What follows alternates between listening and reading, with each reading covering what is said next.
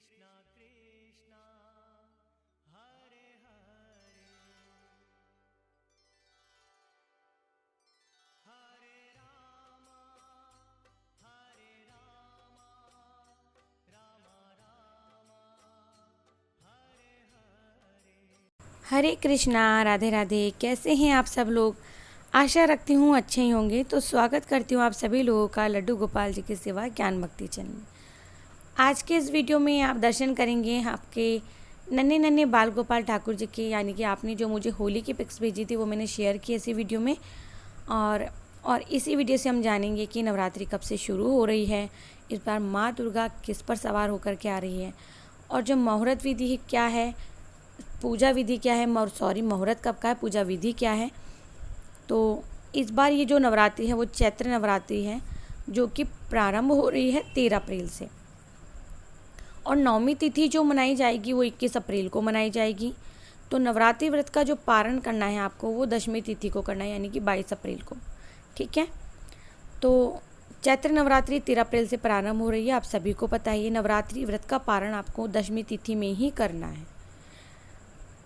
तो चैत्र नवरात्रि के 9 दिनों तक माँ दुर्गा के 9 स्वरूपों की पूजा की जाती है, अलग अलग रूप।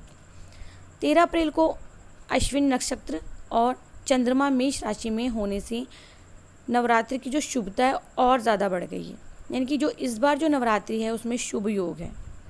नवरात्रि में 4 दिन रवि योग, सर्वार्थ सिद्धि योग और शुभ संयोग है, यानी कि नवरात्रि इस बार जो माँ भगवती की आराधना है उसे करने से विशेष फल मिलने वाला है।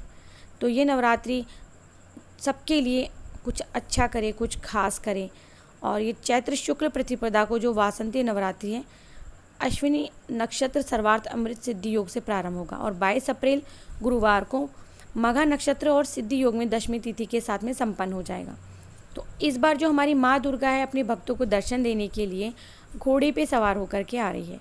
वहीं पर माँ की विदाई नर वाहन पर होगी। तो जो ज़्यादातर नवरात्रि किए जाते हैं वो है चैत्र नवरात्रि और शारदीय नवरात्रि। ये चैत्र नवरात्रि शारदीय नवरात्रि आते हैं नवंबर में। ठीक है। तो चैत्र नवरात्रि शुक्ल पक्ष में इस बार जो घट स्थापना का शुभ मुहूर्त है वो देख लीजिए। सुबह 5:28 से सुबह 10:14 तक का है, यानी कि कुल अवधि हमें जो मिल रही है 4 घंटे 15 मिनट की मिल रही है। दूसरा जो शुभ मुहूर्त हमें मिल रहा है वो सुबह 11:56 से दोपहर 12:47 तक का मिल रहा है। अब घट स्थापना के लिए जो पूजा सामग्री ज़्यादातर चाहिए होती है वो होता है एक मिट्टी का कलश, सप्तधान, 7 प्रकार के अनाज। किसी किसी लोगों के यहाँ इस प्रकार से पूजा होती है। नहीं तो आपको लेने हैं जौ, पवित्र मिट्टी लेनी होती है, जल, संभव हो सके तो गंगा जल ले लीजिए, इतना कहीं मिलता नहीं है। देखिए, तो आप पहले 2-4 बूंद या जो भी 2-4 चम्मच आप जल लेना चाहते हैं थोड़ा सा, फिर आप उसमें जल मिलाएं, गंगा जल बन जाता है। इसके बाद में आपको लेना है कलावा, जिसे कि मोली कहा जाता है, जटा वाला नारियल या पानी वाला नारियल, आम या अशोक के पत्ते जिन्हें पंचपल्लव भी कहा जाता है, साबुत चावल चाहिए होते हैं। याद रखिए चावल में टुकड़े नहीं होने चाहिए, ना ही जौ जब हम बोते हैं उनमें टुकड़े नहीं होने चाहिए। पुष्प चाहिए होते हैं, पुष्पमाला चाहिए होती है, लाल कपड़ा, मिठाई, सिंदूर, दूर्वा, और माँ को अर्पित करने के लिए 16 सामग्री चाहिए होती है। और आप सभी जानते हैं कि माता को भोग लगाने के लिए क्या चाहिए होता है। नवरात्रि के 9 दिनों में माँ को तरह तरह के पकवानों का भोग लगाया जाता है। तो पूजा विधि क्या होती है वो भी आपने प्रॉपर तरीके से, आप सब लोग नवरात्रि करते आए हैं उसी प्रकार से करनी होती है। घट स्थापना हमें करनी होती है, कलश स्थापना जिसे कि बोली जाती है। कलश स्थापना के माध्यम से हम सभी देवी देवताओं का आवाहन करते हैं। ठीक है।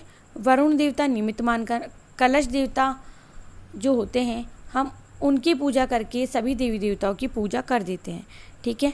सबसे पहले मिट्टी का जो आप कलश लेंगे, चौड़ा मुँह वाला जो बर्तन लेंगे, या आप पीतल का कलश ले रहे हैं, तांबे का ले रहे हैं, आप चाहें तो चौड़े मुँह वाले बर्तन में आप धान बो सकते हैं, फिर उसके ऊपर कलश भर के रखिए। लेकिन किसी किसी के यहाँ नहीं भी होता है, कोई बात नहीं, आप कलश भर के रखिए, लेकिन कलश के नीचे आप अष्टदल कमल अवश्य बना लें। और फिर आप उसमें गंगा जल या जल भरे, और फिर गंगा जल पहले डाला जाता है, ऊपर से गंगा जल नहीं डाला जाता। फिर आपको क्या करना है कि कलश की पूजा करनी है, कलावा बांधना है, फिर एक बर्तन रख के उस बर्तन की भी पूजा करनी है। फिर आपको नारियल तो आप सभी जानते हैं, नारियल रख के ही कलश स्थापना की जाती है।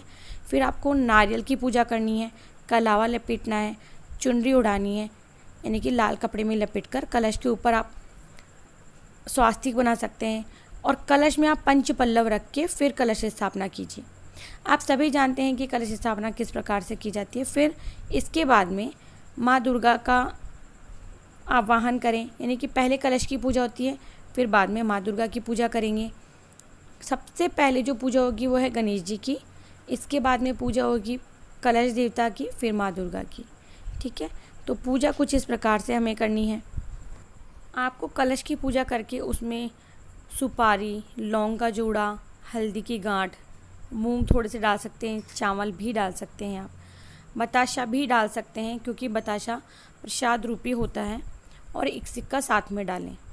ठीक है, किसी किसी के यहाँ बताशा नहीं डाला जाता, तो जिनके यहाँ जिस प्रकार से पूजा होती है उस प्रकार से पूजा करें। सबसे पहले गणपति वंदन करना होता है, उनकी पूजा करनी होती है, कलश पर स्वास्तिक बनाना होता है। तो आप सबसे पहले जो पूजा करेंगे वो आप गणेश जी की पूजा करेंगे, क्योंकि गणपति पूजन जो होता है प्रथम पूज्य होते हैं गणपति जी। और जो घट स्थापना है वो पूरी जब हो जाएगी उसके बाद में आपको माँ दुर्गा का आह्वान करना है।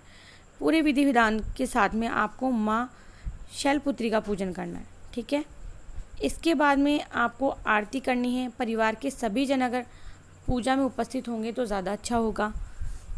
तो क्योंकि नवरात्र के 9 दिनों में माँ के 9 स्वरूप की आराधना की जाती है, तो माँ को माँ के पसंद के भोजन का भोग लगाना चाहिए। वैसे तो माता को सच्चे मन से जो भी भोग लगाओ वह ग्रहण कर लेती है, लेकिन माता दुर्गा को नवरात्र को ये 9 भोग अधिक प्रिय है। तो जो सबसे ज़्यादा उन्हें पसंद है और जिन जिन चीज़ों का भोग लगता है, अगर हम उन चीज़ों का भोग लगाएंगे, जबकि अगर आप देखेंगे तो वो 9 भोग इतने सरल और साधारण हैं कि आप अपने घर में ही बनाकर भोग लगा सकते हैं।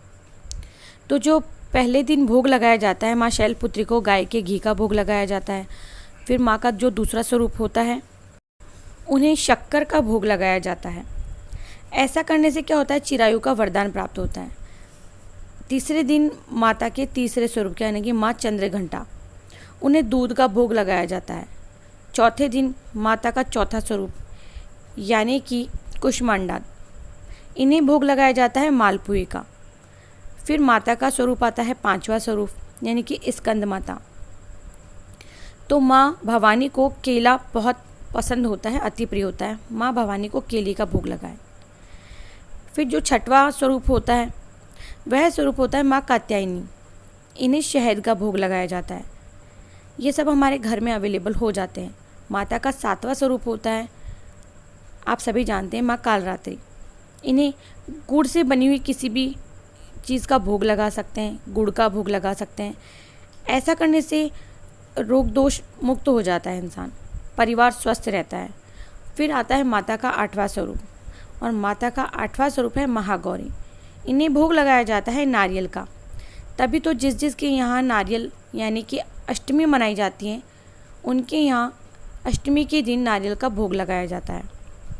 माता का 9वां स्वरूप होता है सिद्धिदात्री, और इस दिन माँ भवानी को घर में बने हलवा, पूड़ी, खीर आदि का भोग लगाया जाता है और कंजक पूजा की जाती है। तो ऐसा करने से मनुष्य के जीवन में सुख शांति आती है।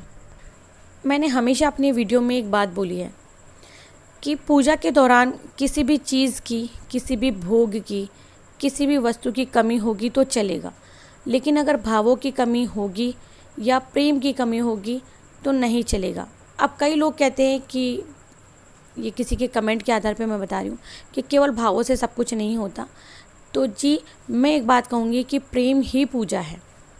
हम पूजा कर रहे हैं लेकिन हमारे मन में प्रेम नहीं, ईर्ष्या है, तो फिर हमारी पूजा का कोई फल नहीं मिलता। तो इसी प्रकार से इन 9 दिनों में या किसी भी भगवान की पूजा हम करते हैं तो सच्चे प्रेम भाव से हमें पूजा करनी चाहिए।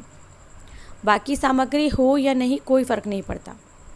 तो आशा करती हूँ आप सभी को वीडियो पसंद आया होगा। अगर आया है तो प्लीज़ वीडियो को ज़रूर से लाइक करें, चैनल को सब्सक्राइब करें, फ्रेंड्स फैमिली में शेयर करें। मैं मिलती हूँ न्यू वीडियो में, तब तक के लिए जय श्री कृष्णा।